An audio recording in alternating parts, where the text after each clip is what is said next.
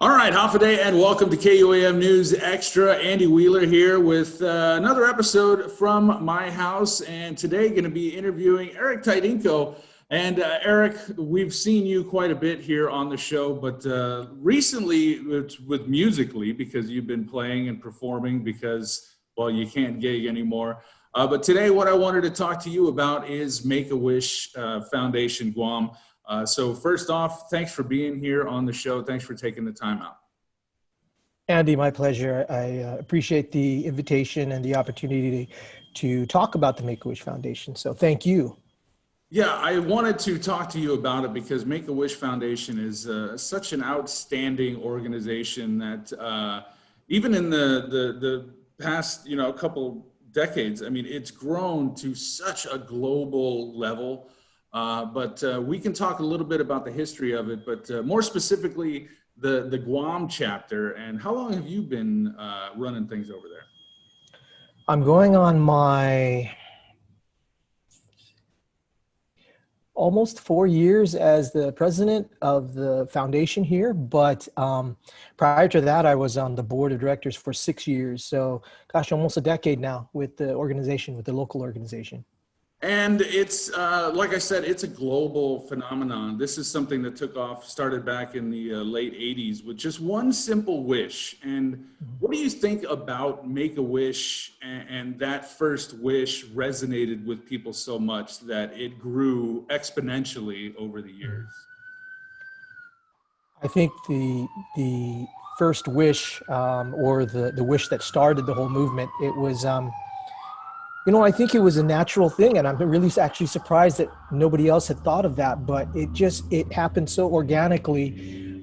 This one kid, Chris Grecius, back in Arizona, his next door neighbor was the police officer, and he befriended that little kid, and obviously there was a connection there made because, once the police officer found out how sick he was, it just kind of blossomed from there. And then he found out through Chris's mom, that he really would love to be, his dream to become a police officer. And so that's how it all happened. And then, in seeing videos, and I've actually met two of the founders. There was about six or seven co-founders of the group, and I was fortunate to meet. Actually, I met three of them, and they talk about how they just had no idea when they first met Chris how this would just transform really the world in granting children with critical illnesses, their wishes. And I need to clarify that although Chris passed away, and initially the qualification for being a wish kid was to have a terminal illness, has since evolved. And so it's really not just terminal illnesses, it's illnesses that have a critical component to them that could be life-threatening, yes. Okay, well, yeah, and for kids that would not have that quote-unquote normal childhood growing up, being able to go out and play, being able to go meet their heroes and whatnot, a healthy young kid can just hop in the car with the family, go to Disneyland, but maybe a kid that's going through some things, they can't do all that stuff. They're under, therapy, there's medications, there's a lot of restrictions. And so you guys did kind of evolve the program. Right. And it's an interesting point that you made there. Yeah, it's somebody who is a child who is undergoing a critical illness. Their childhood is dramatically different from a typical normal childhood. It's like you said, it's filled with medical visits and treatment plans and things like that. And so this initial wish with Chris Grecius and how it's evolved, it really boils down to the organization wanting to provide just a brief moment where the kids could be kids and really not think about their illness, and their families don't have to worry about anything. We try to give them that experience that is going to be memorable for them. And what's really cool is a byproduct of that is there have been studies that show that children who have wishes granted develop this sense of of increased hope to battle their illness. And 70% of our kids go on to lead adult lives. And so that's a really great, I think, percentage for us that is, I think, a testament to the power of a wish. Yeah, I think so. And you mentioned there kind of a key component that a lot of these kids are going through. It's not the physical ailment, it's the mental hardships that they're facing. And so that takes a toll in itself on them. Like you said, their sense of hope, the families, the parents having to put that strong face up, but then giving them that day, that afternoon, or whatever it is, those huge smiles, you see the joy, the laughter, and a kid just being a kid. And so I think it does more than just, oh, it's this one day, and then, okay, back you go to your treatment. That kid takes something with them after their experience. Absolutely, absolutely. Not just the kid, the whole family. And when we grant those wishes, we know that it's not just, everybody's affected in the family. And so for them to also share in that experience, I think is a relief for them, and so many times we run into some of these wish families afterwards, and they're just so grateful for that opportunity. And so we really we know that the challenge for us is trying to get more referrals and more kids, because we think that, well, we're pretty positive that there's some outreach that we need to do because we're not reaching everybody that we should. Right. And that's one thing I did want to talk about. We can go ahead and get into that now, is the referral program, because there are steps to this. It's not just a kid that says, oh, I want this, and all right, there you go. There is a process. Can you take us through it, just kind of the broad steps? Okay. Well, if parents or a guardian, a relative of a child, or if somebody knows somebody a child who they've noticed that is going through a lot of medical treatments and is habitually maybe absent because they're at the doctors a lot, they can refer them. Now, that process is they can actually either call our office or email us. And then what we do is we refer them. It's an online referral system. And so we give them that link, and they basically, it's usually the parents that usually have to do all the input of the information, because some of the required info that is needed in order to process that is something that the parents will probably have more intimate knowledge about, Right. Date of birth, things like that, the type of illness. But we also get the child's physicians, and that's a big part of our referrals, is the pediatricians on Guam. They're the first line. They see the kids. And so they go on, this is a new process. Previously, they used to send all their referral forms in to us, and then we would process it. But now the national office has kind of streamlined that. And so you go to the online portal for that and enter in all the information. It's pretty easy. What I've been told is it takes about 5 to 10 minutes if you have all the information at your hand. So yeah, we're trying to simplify it for the referrer. Do you get a sense that maybe some people, families that are going through this, might be a little hesitant just because of the mamala factor, or, oh, we don't want to ask for anything, we just want our child to be better? Do you get that impression sometimes? Man, Andy, you hit it on the head, man. It's a cultural thing, and it's also a fact of misinformation. As I said when we first started, the misconception, and it's not just in Guam, it's worldwide. The misconception is still that the eligibility for being a wish child is to have a terminal illness. So if a child it doesn't have a terminal illness, and somebody approaches them and says, hey, I think your child could be a Make-A-Wish kid. That's almost like, for somebody who thinks that that's the qualification is to have a terminal illness, that could be like admitting, like, I'm not going to give up on my child's not dying, Okay. I see. And it could be very offensive, and they could be very turned off by that. And so we've recently started an informational FAQ campaign just on social media, but we'll be sending stuff to KUAM to air, some PSAs and stuff.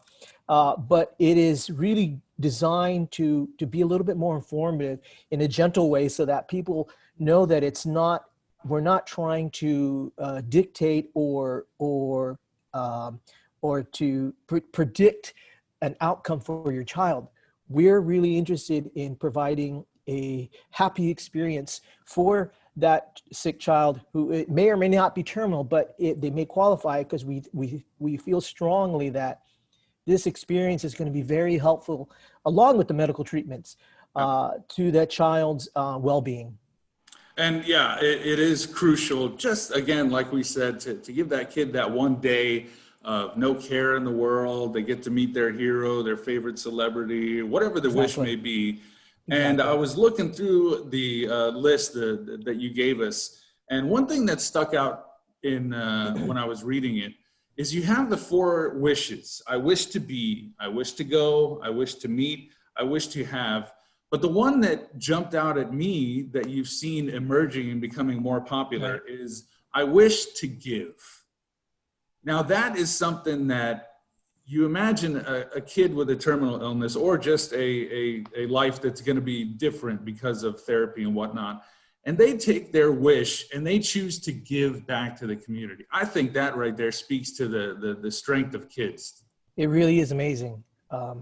These kids, they're going through tough times, but they're selfless. You know, I'll give you an example. There was a kid, and this is before I even started here at MakeAWish, but we've since run into them, and their family still gives back to the foundation. But what happened was back in the early 2000s, this kid qualified. His initial wish was he wanted to take his family on a trip to Australia.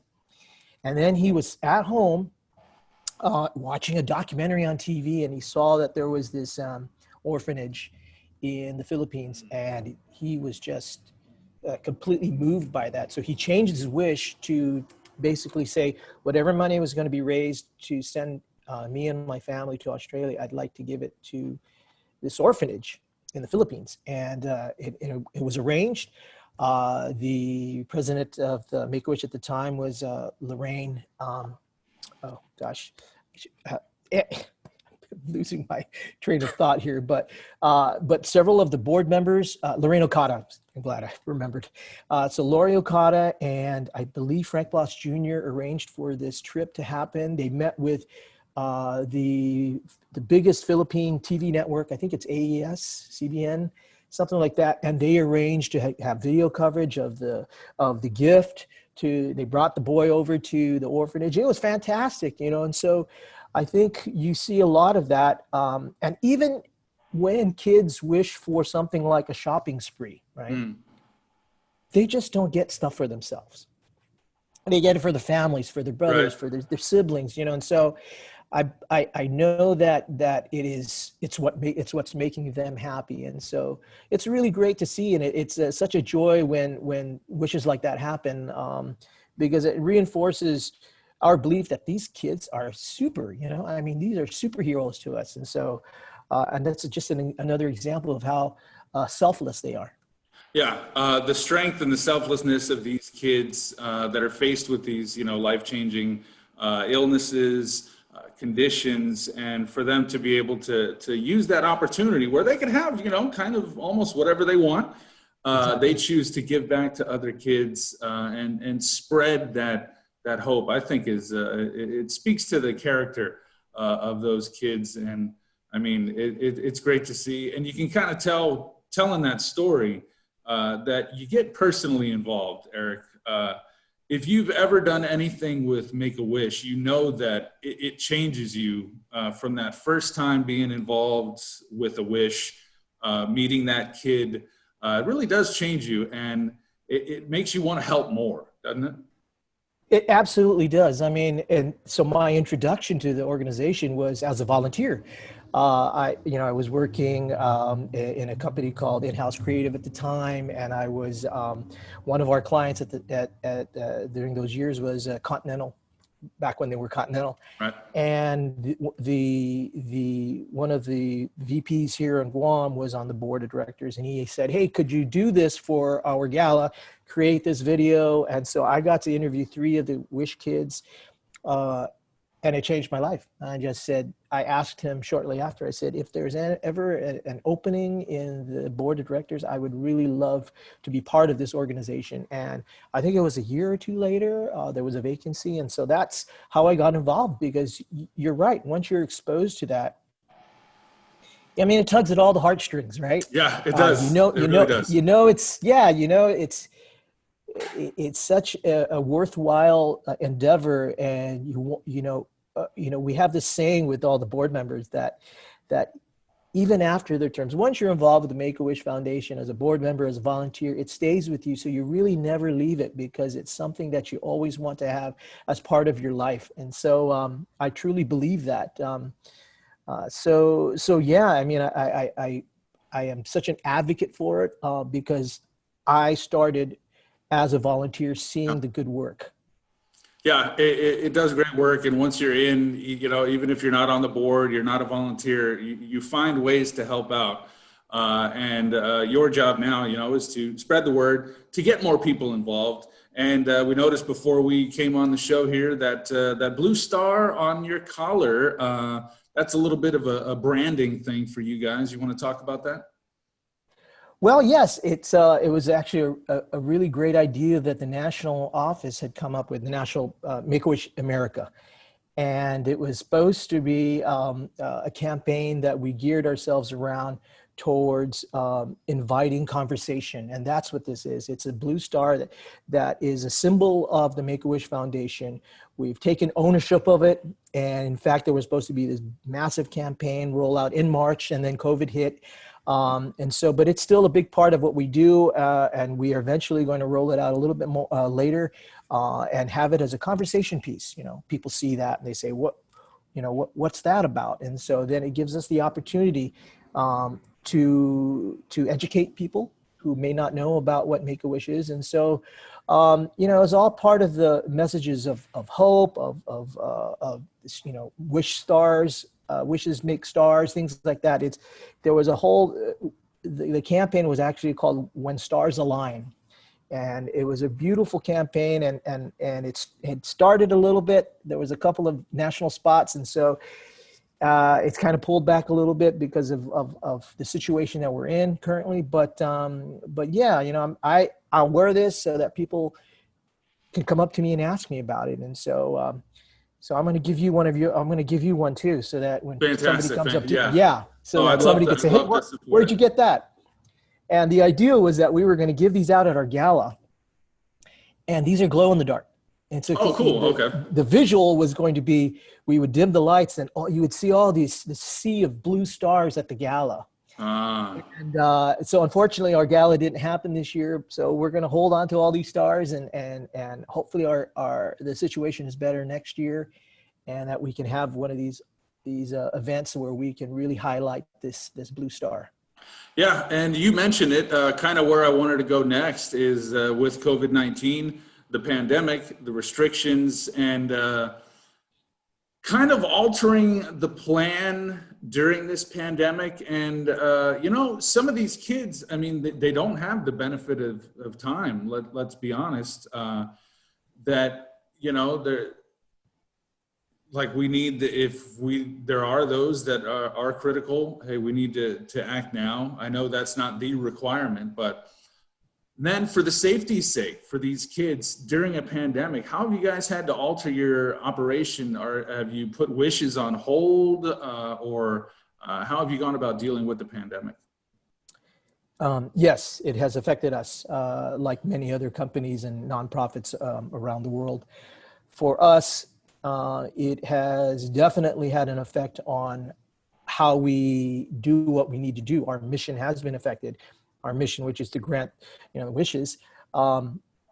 Majority of our wishes are travel wishes. So right there, that those are on hold. I mean, adding to that and complicating these things is, of course, that, even if travel restrictions do ease up, most of our kids are considered vulnerable, right? And so we can't endanger them that well. And in fact, our national office has issued guidance for any of the travel wishes. So right now we cannot grant any travel wishes. We can't grant any Disney wishes right now. So the only wishes that we can grant are those that remain local, shopping sprees, things like that. If we had one that wanted to become like a firefighter or police officer, we could do something like that here. But so that has significantly altered our ability to grant some of these wishes, and we have several on hold that, you know, we've given them the opportunities to modify their wish and say, do you want to change it? You know, and they're just adamant because, again, a lot of our wish kids, this might be the first time traveling off island. And so they're really holding on to that hope. And we can't deny them that, you know, if that's what they want to do, we're going to hold on to it until we can grant that wish, or until something tells us that we just can't do it, you know? And so yeah, that is, it's had a profound effect on us. So using this time, I guess, to kind of put things on hold, maybe that does bode well for, you know, hey, planning. We've got more planning for the next big wishes once we do open up and we realize that, hey, we can get back to doing our thing. I'm sure you've got a list of wishes to grant, and now you're doing the planning, you're getting all that paperwork and stuff done, but how can people help? Because you can't do the gala, like you said, you can't fundraise, you can't have those big gatherings. How can people help out during this pandemic? And then when you get the green light to go ahead and get these wishes going? Well, I would just suggest to folks who believe in what we do that we're always welcoming donations, and it's happened before. You know, we've had some people who last year there was a gentleman who he had passed away, but in his will said, at my service, I don't want any flowers. I want anything you're going to do for me, donate to the Make-A-Wish Foundation. And that was just beautiful, right? And those are the kind of things that we are so grateful for. We have some what's called external fundraisers that some other companies might put on for us. These benefit us. So if you see those out there, then please support us that way. Some of them might not happen for a while. We've had a couple of golf tournaments and 5Ks that we were going to be the beneficiaries of, and those obviously have been canceled. And so we're even internally, we're trying to think of ways to raise money. Just a month ago, we did this virtual trail run where we said, okay, well, you know, try to cover this distance in 2 weeks, right? And if you do, you get this awesome shirt. And so we're allowing people to, you know, that was kind of a unique fundraiser for us, where the funds that we raised were strictly from the entry fees. And then that was sponsored by the shirts that people would get to claim after they did their run. They would get that donated. The shirts were donated by Cars Plus. And so we have to be out of the box, you know, in thinking about how we're going to approach fundraising. And I know that we're not the only ones. You know, it's just challenging all the way around. You know, the way we have to do our fundraising is completely changed. Yeah, it has changed, but and I know times are tough, like you said, but any amount you can give to Make-A-Wish, and it doesn't necessarily have to be cash donation. You know, if you have a company that could provide a service or anything like that, you know, do what you can and volunteer your time if need be. Like I said, it will change your life, and then you'll be a Make-A-Wish volunteer for life. So it is a definitely worthwhile cause. And Eric, I appreciate your time, taking the time out of your day to talk to us about Make-A-Wish. Again, you can go to Facebook. Make-A-Wish Foundation Guam is up there. Also the national, international Make-A-Wish. They're there on social media, so go follow them. Read the stories. Help out in any way you can. Eric, thank you so much. Thanks, Andy. Have a good day. All right, be safe.